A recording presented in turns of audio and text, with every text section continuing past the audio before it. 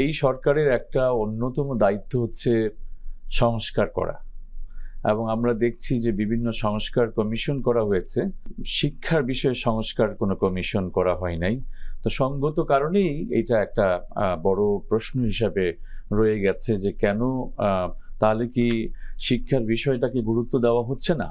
শিক্ষার ক্ষেত্রে আধুনিকীকরণ, বিশেষ করে আমরা যে প্রযুক্তির ক্ষেত্রে যে আমাদের পিছিয়ে থাকা, সেই প্রযুক্তিকে এখন এআই এর কথা বলা হয়, যে এই সকল ক্ষেত্রে কিভাবে আমরা আরো এগিয়ে যাব।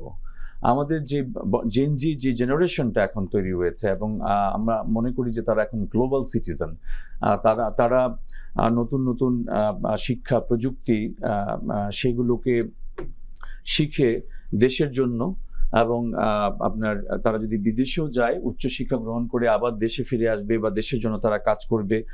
তো শিক্ষাক্ষেত্রে আমাদের এই যে কিছুটা সমন্বয়ের যে অভাব, আমাদের মন্ত্রণালয় বা ইউজিসি বা পাবলিক বিশ্ববিদ্যালয়, আবার অনেক সময় দেখা যায় যে প্রাইভেট ইউনিভার্সিটিগুলোকেও একটু ভিন্নভাবে দেখা হচ্ছে।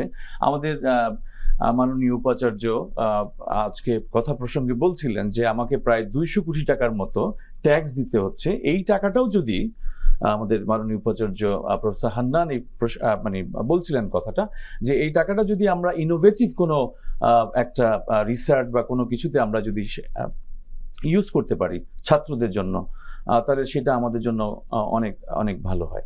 আমাদের যে টিপিক্যাল যে মাইন্ডসেটটা রয়ে গেছে যে একটা ছেলে অনার্স পাস করতে হবে, একটা ছেলে মাস্টার্স অনার্স করলে তাকে মাস্টার্স করতে হবে, তারপরে চাকরির ক্ষেত্রে চাকরি আসলে তেমন নাই।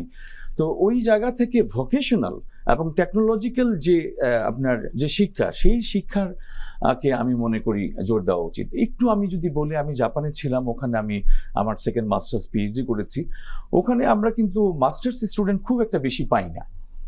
তো ওদের চিন্তা ভাবনাটা হচ্ছে যে মানে আপনার সে যদি মনে করে যে কলেজ পড়ার পরে সে ভোকেশনাল স্কুলে গিয়ে সে শিখবে এবং একটা ডিগ্রি অর্জন করে সে কর্মজীবনে ঢুকে যাবে, এবং সেখান থেকে সে তার আর্নিংটা শুরু করলো, এবং তার যদি আসলেই মাস্টার্স পর্যন্ত যাওয়ার যে ক্যাপাসিটি, এবং তার যদি সেই স্ট্রং উইল পড়াশোনা করা, যে ফার্দার সে আবার রিসার্চ করবে, পিএইচডি করবে, সেইটা যদি না থাকে, তাহলে তারা মাস্টার পর্যন্ত ইভেন চিন্তাও করে না।